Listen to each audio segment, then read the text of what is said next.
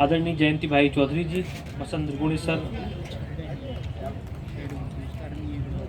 हमारे बीच में आदरणीय कल भी जिन्हें हमने सुना आदरणीय डॉक्टर किशोर गायकवाड़ जी, आप प्राध्यापक हैं इतिहास एवं एंथ्रोग्राफी के और मिजोरम विश्वविद्यालय से, और आपकी पूर्वोत्तर और अन्य जनजातीय परंपराओं पर, सांस्कृतिक इतिहास पर, उनकी जीवन पद्धति पर गहन अनुभव और अध्येता हैं आप। कल हमने आपको सुना भी था। हम आपका अभिनंदन करते हैं। हमारे जयंती भाई चौधरी जी हैं, हम उनका भी बहुत बहुत स्वागत करते हैं। सर, आप प्राचार्य हैं श्री मोरारजी देसाई कला एवं वाणिज्य महाविद्यालय तापी, गुजरात में। आप माननीय महामहिम राज्यपाल महोदय द्वारा जनजातीय सलाहकार परिषद के नियुक्त सदस्य हैं। सिंडिकेट मेंबर हैं आप वीर नर्मद साउथ गुजरात यूनिवर्सिटी के। आप सदस्य हैं नेक पीयर टीम बेंगलोर की कमेटी के। आप डायरेक्टर हैं सेंटर फॉर ट्राइबल स्टडीज़ के, और लगातार 30 वर्षों का आपका गहन अनुभव है जिसका लाभ हमें आज मिलेगा, और भाषा विज्ञानी के रूप में आपने लगातार कार्य किया है। हम आपका बहुत बहुत अभिनंदन करते हैं, स्वागत करते हैं। मैं निवेदन करूंगा आदरणीय सोनम जी से कृपया भी आए, सर का स्वागत करें। हम मंच पर स्वागत करते हैं आदरणीय डॉक्टर हीरा मीणा जी का, कल से लगातार हमारे साथ में है। मैं बहुत बहुत आपका अभिनंदन करते हैं, स्वागत करते हैं।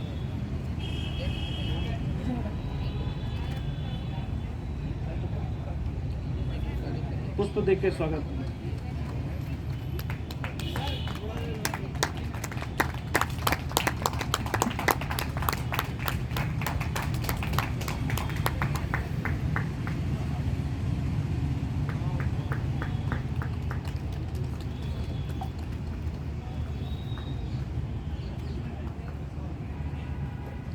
आप सब जोरदार तालियों से स्वागत करें। आदरणीय डॉक्टर हीरा मीणा जी पूर्व सहायक प्रोफेसर दिल्ली विश्वविद्यालय, स्वतंत्र लेखन है, जनजातीय विषयों की जानकार हैं।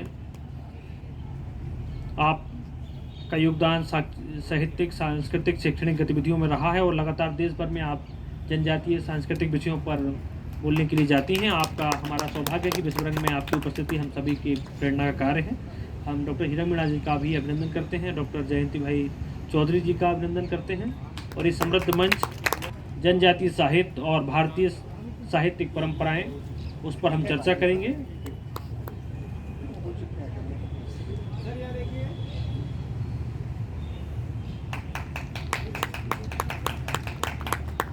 हमारे पास लगभग 45 मिनट का समय है जिसमें हम चर्चा करेंगे। इस क्रम में मैं आग्रह करूंगा सर्वप्रथम हमारे बीच में उपस्थित हीरा मीणा जी से कृपया भी अपनी बात प्रारंभ करें। उसके बाद में आप वहीं पर पोडियम से भी बोल सकते हैं, या माइक वहाँ पर से भी बोल सकते हैं। मेरे घर पे कि उसके घर पे?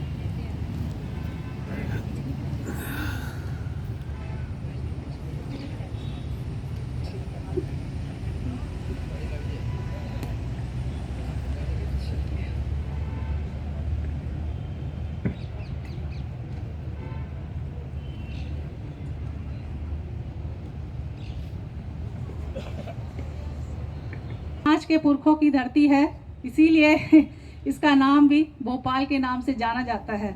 और रानी कमलापति सलामे उन्हीं के परिवार से है, उन्हीं के वंशज से है, और उन्होंने अपने समय में बहुत अच्छी शासन व्यवस्था चलाई है। ये आदिवासियों का गौरवशाली इतिहास है। और जैसा कि विषय हमें दिया गया है जनजातीय साहित्य और भारतीय साहित्य परंपराएं, तो आपको जानना होगा कि जनजातीय साहित्य क्या है और भारतीय परंपराएं क्या है। जनजातीय साहित्य के लिए मैं बताना चाहूँगी, जो संसार का सबसे प्राचीन साहित्य या संसार का सबसे प्राचीन जो ज्ञान है या जो मातृभाषा है, जो बोलियां हैं, वो है आदिवासी साहित्य। मैं इसको जनजातीय साहित्य ना बोलकर आदिवासी साहित्य कहूँगी, क्योंकि जनजातीय साहित्य बहुत क्षणिक पहचान है जो हमें हाल फिलहाल में या आज़ादी के बाद या संविधान लागू हुआ है जब से मिली है। हम आदिवासी हैं, यूनिवर्सल है, और पूरे संसार भर के लगभग 90 देशों में रहते हैं। और आप लोगों को पता होगा संसार के 90 देशों में सबसे बड़ी आबादी भारत में है। आदिवासियों की सबसे बड़ी आबादी भारत में है, और हम उसका एक हिस्सा हैं। ये हमें बेहद गर्व की बात है कि हम आदिवासी समाज से हैं। और यहाँ विश्व रंग साहित्य महोत्सव जो अंतर्राष्ट्रीय साहित्य के नाम से ख्याति प्राप्त है, और ये चौथा उसका समारोह होने जा रहा है। उसमें मानव संग्रहालय, इंदिरा गांधी राष्ट्रीय मानव संग्रहालय के सानिध्य में ये जो प्रोग्राम किया जा रहा है ये बेहद गौरवशाली है।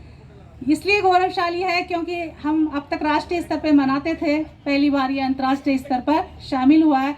इसलिए मैं टैगोर विश्वविद्यालय के सभी जो सुधीजन हैं जिन्होंने इस को शामिल किया है या सौजन्य से इस प्रोग्राम को निभा रहे हैं सहभागिता, उन सब के प्रति मैं करबद्ध बहुत आभार व्यक्त करती हूँ और अभिनंदन करती हूँ कि उन्होंने हमारा हमारा भी ध्यान रखा है।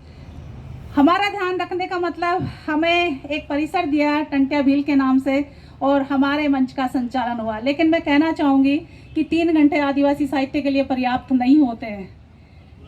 आदिवासी साहित्य के लिए आपको बहुत समय देना होगा क्योंकि आपने विश्व रंगमंच के नाम से पूरा हॉल लिया है। हॉल के अलावा 6 हॉल अलग से ले रखे हैं और वो लगातार सुबह से लेकर शाम तक चल रहे हैं और आदिवासी साहित्य के नाम पर आप 3 बजे से लेकर 6 बजे तक का सत्र आयोजन कर रहे हैं। ये है भारतीय साहित्य और जनजातीय साहित्य की हकीकत। ये बहुत तगड़ी हकीकत है कि हम हाथी के दांत दिखाते कुछ और खाने वाले दांत हमारे कुछ और होते हैं। ये सच्चाई है जिसको हमें जानना होगा और बर्दाश्त भी करना होगा और उसको स्वीकार भी करना होगा। वो है जनजातीय साहित्य। आदिवासियों की जितनी भी भाषाएं हैं, पूरे संसार भर में लगभग 5000 समाज, समुदाय और कबीले हैं आदिवासियों के। उनकी 7000 भाषाएं पूरे विश्व में और उन 7000 भाषाओं में से 6000 भाषाओं पे बहुत बड़ा संकट है। क्यों? क्योंकि ऐसी वर्चस्ववादी संस्कृतियाँ उन भाषाओं पे, उन संस्कृतियों पे और उनके इतिहास पे इसी तरीके से वर्चस्व दबाती है। आप देखिए पूरा दिन भर और 3 घंटे आप कितना अस्तित्व बचाएंगे और उसमें भी आपके लास्ट सत्र में उन्हीं का यहाँ पर इसी मंच से अभिनंदन या सम्मान समारोह किया जाएगा। आपका दूसरा सत्र भी ठीक तरीके से पूरा नहीं होगा। तो मुझे बहुत दुख हुआ सर। दुख 3 घंटे का नहीं हुआ, लेकिन उस 3 घंटे में भी आप लोगों ने कटौती की, इसका मुझे बेहद दुख हुआ।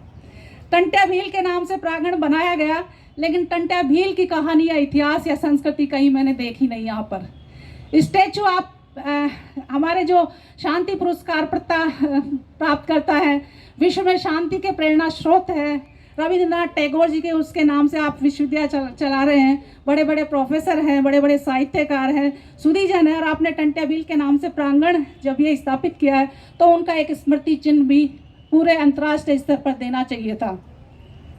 आपने कोलैबोरेशन किया है तो इसको स्वीकार करना चाहिए था कि जनजातीय साहित्य की भी वहाँ पर सहमति जानी चाहिए।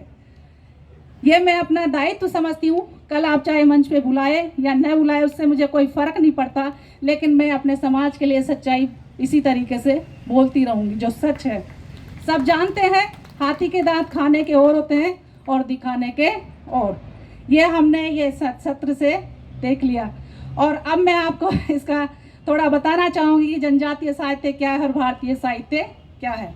भारतीय साहित्य के बारे में हमें जन्म से लेकर आजीवन बताया जाता है कि हमारा जो समाज है, जो समाज है, सभ्य समाज है, संस्कृतियों का धनी है, या तथाकथित हमें सिर्फ एक धर्म से जोड़ के बताया जाता है और वो आप सब जानते हैं, हिंदू धर्म या भगवा धर्म। लेकिन ये भारत विविध संस्कृतियों का, विविध सभ्यताओं का, विविध भाषाओं का, विविध प्राकृतिक और सांस्कृतिक धरोहर का देश है।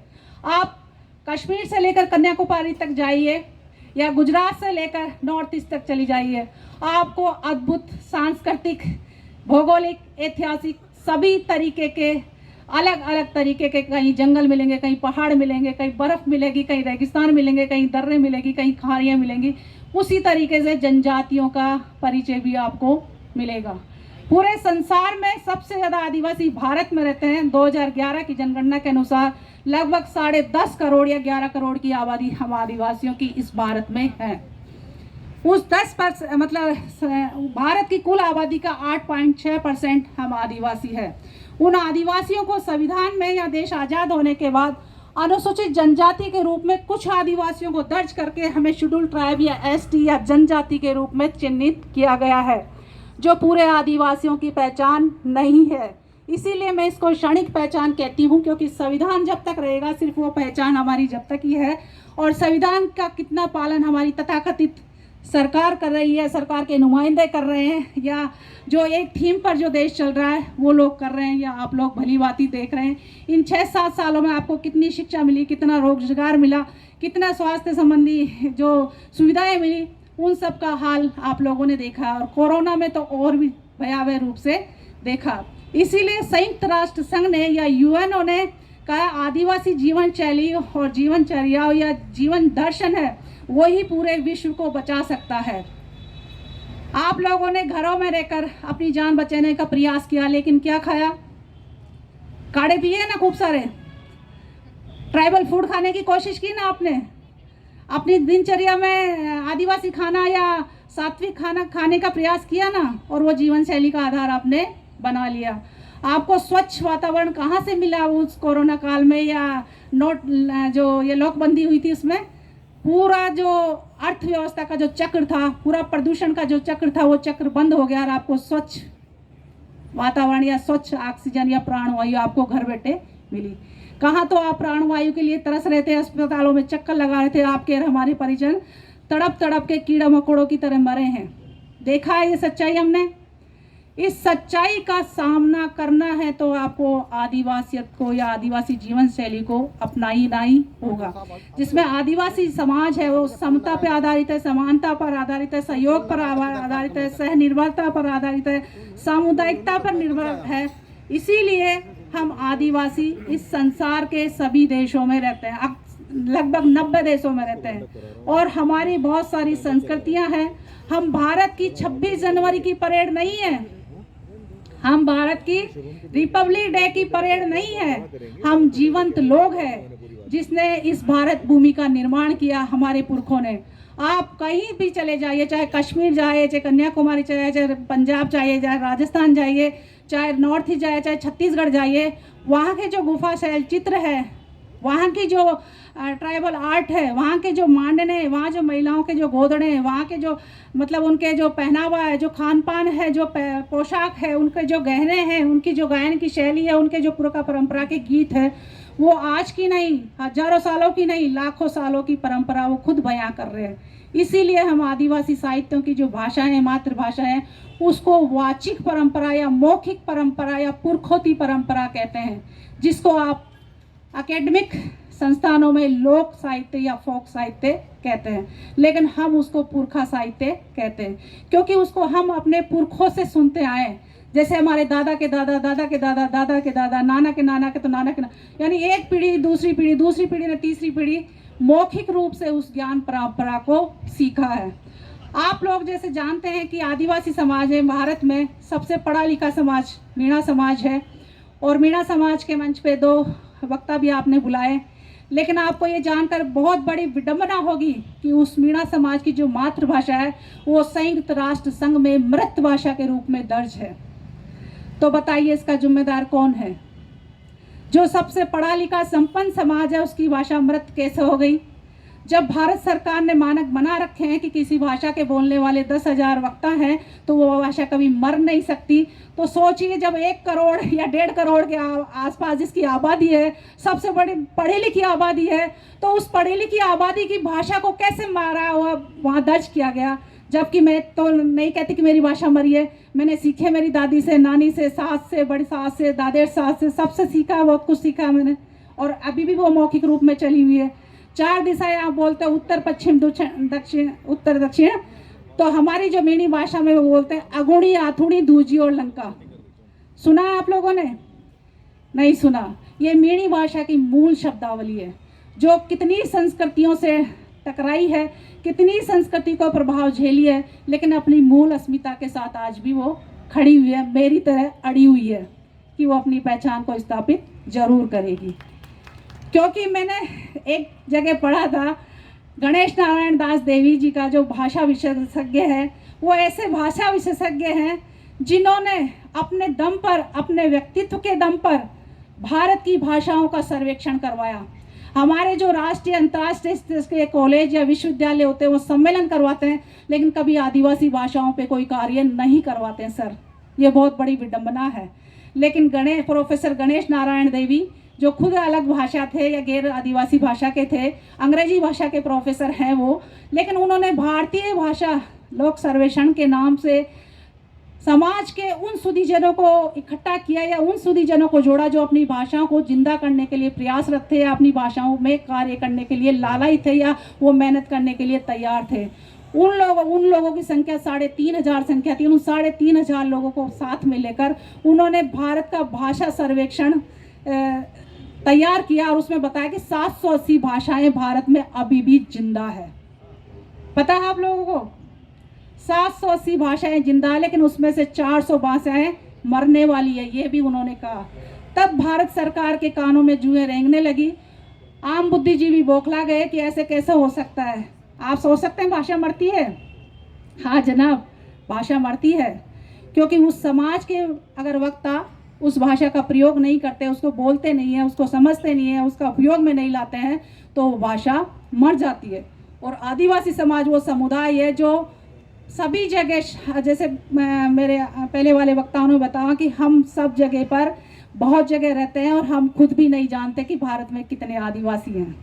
आप लोगों को पता होगा अरुणाचल में सबसे ज़्यादा आदिवासियों के रूप में दर्ज किया जाता है कि सबसे ज़्यादा अरुणाचल में 36 आदिवासी प्रमुख है वहाँ बड़े, लेकिन लगभग 50 के आसपास उनकी टोटल और संख्या है आदिवासियों की, और 100 से ज़्यादा मातृभाषाएं अरुणाचल के आदिवासियों की, सिर्फ अरुणाचल के आदिवासियों की।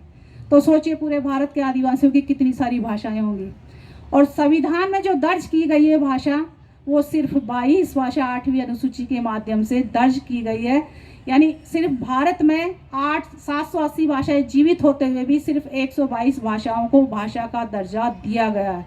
यही सबसे बड़ी विडंबनाएं हैं कि किसी समाज की भाषा, साहित्य, संस्कृति, इतिहास को बचाना है तो उस समाज की भाषा को आपको बचाना होगा, क्योंकि वो भाषा उस समाज का आज ही नहीं, उसका भूतकाल भी है और उसका भविष्यकाल भी है और उसके पुरखों का सदियों पुराना लाखों सालों का इतिहास भी है। ये विषय बहुत बड़ा है, गंभीर है और इस पे बहुत कुछ बोला जा सकता है, लेकिन समय की मर्यादा है और अभी शुरुआत ही हुई है और मेरे पास पर्ची आ गई है तो मुझे थोड़ा उसी तरीके से बोलना होगा।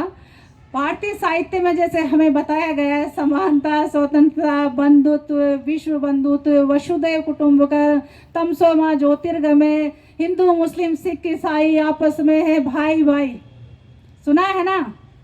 लेकिन इन 7 सालों में सच्चाई आपको नजर आ गई, कौन किसका भाई है, कौन किसकी माई है और कौन गाय और गोबर के नाम पे आपके साथ कितना प्यार जता रहा है। देखा होगा, भावनाओं के नाम पे, राम के नाम पे, भक्ति के नाम पे, शक्ति के नाम पे आपकी जो मूल अस्मिता है उस अस्मिता को तहस-नहस किया जा रहा है। आदिवासी क्षेत्रों में ज़्यादा से ज़्यादा इन चीज़ों को बढ़ावा दिया जा रहा है, क्योंकि वो चीज़ें आदिवासियों की पहचान को ख़त्म करेगी, तभी एक नई संस्कृति और नई सत्ता का निर्माण होगा। लेकिन ऐसा नहीं हुआ है, क्योंकि हमारे पुरखों ने आज़ादी से 250 साल पहले भी बहुत जंग लड़ी है, बहुत युद्ध किए हैं। तो ये तो वो समय है जब हम लोग पढ़ लिख गए हैं और एक दूसरे से जुड़ने लग गए हैं, तो हम अपने अस्तित्व का बचाव कर सकते हैं। और आज अंतर्राष्ट्रीय स्तर पर हम जुड़ गए हैं। विश्व आदिवासी दिवस के हम 28 दिवस मना चुके हैं। 1993 में वो घोषित हुआ था, 94 में अंतर्राष्ट्रीय रूप से उसको घोषित किया गया, मनाया गया और 2 उनके दशक मना चुके हैं। 19 में आदिवासी भाषा वर्ष के रूप में मनाया गया। अभी 2022 में 28वां विश्व आदिवासी दिवस मनाया गया है। वो विशेष रूप से आदिवासी महिलाओं को समर्पित करके, विश्व की आदिवासी महिलाओं को समर्पित करके यूएनओ ने मनाया। उसकी थीम दी थी कि परंपरागत ज्ञान के संरक्षण और प्रसारण में आदिवासी महिलाओं की भूमिका, क्योंकि महिलाओं के पास ही भाषा है, महिलाओं के पास ही लोकगीत है, परंपराएं हैं, लोकोक्ति है, मुहावरे, खान पान है, जीवनशैली है। उनकी जीवनचर्या का सुबह से लेकर शाम नहीं, सदियों पुराना उनका इतिहास मौखिक और वाचिक रूप में उनके कंठ में विराजमान है। आदिवासी महिलाएं बहुत बड़ा मतलब मौखिक और वास्तविक ज्ञान का बहुत बड़ा वैश्विक भंडार है। इसीलिए हम दादी नानी बड़ी बुजुर्गों से बहुत कुछ सीखते हैं, जानते हैं और उनको लिखने का प्रयास भी कर रहे हैं। जैसे कि हमारे पूर्व वक्ताओं ने आदिवासी साहित्य के लिए बहुत कुछ मान्यताएं, बहुत कुछ कहा। लेकिन मैंने अपनी खुद की मूल भाषा पे काम करने का प्रयास किया। सर ने जैसे मुझे विषय दिया लुप्त प्राय भाषाएं, मुद्दे, संरक्षण और पुनरुद्धार, तो वो विषय मेरे लिए काफ़ी प्रासंगिक रहेगा, क्योंकि मैंने इस बुक का लेखन अभी हाल ही में किया, जो अगस्त में ही आई है, और ये मातृभाषा पे है और ये सशक्त भाषा में भी है, क्योंकि हिंदी हमारी सशक्त भाषा है, पूरे राष्ट्र की भाषा, संपर्क भाषा है। राजभाषा तो कह है ही है, राष्ट्रभाषा हम ज़्यादा बोलते हैं इसलिए बोला जाता है। तो ये हिंदी और मीणा समाज की मीणी भाषा के रूप में संग्रहित की गई है। एक तरह से हो सकता है और भी पहले किताब हो, लेकिन मैंने अपने अधकच्चे या अधूरे या अधपके या मतलब छोटे छोटे बूंद बूंद सहजने के प्रयास से एक कृति की रचना की है।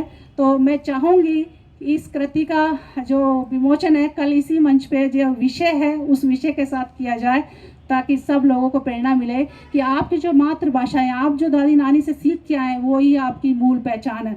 आपकी अचानक चोट पड़ती है तो आप उसी भाषा में रोते हैं, आपको कोई खुशी मिलती है तो उसी भाषा में खुशी जाहिर करते हैं नहीं करते? अंग्रेजी कोई और भाषा बोलते हैं? कोई हादसा होता है? और जैसे कहा गया कि किस साहित्य में लिखता है, कौन लिखता है, तो मैं कहना चाहूँगी जिसका बाप या माँ मरती है तो बार वही गालता है। बार मतलब दुख उसी को होता है, यानी चोट जिसके पड़ेगी उसी को दुख होगा, यानी जो जिस पीड़ा को भुगतेगा। आपके आग लग गई तो आग लगने की पीड़ा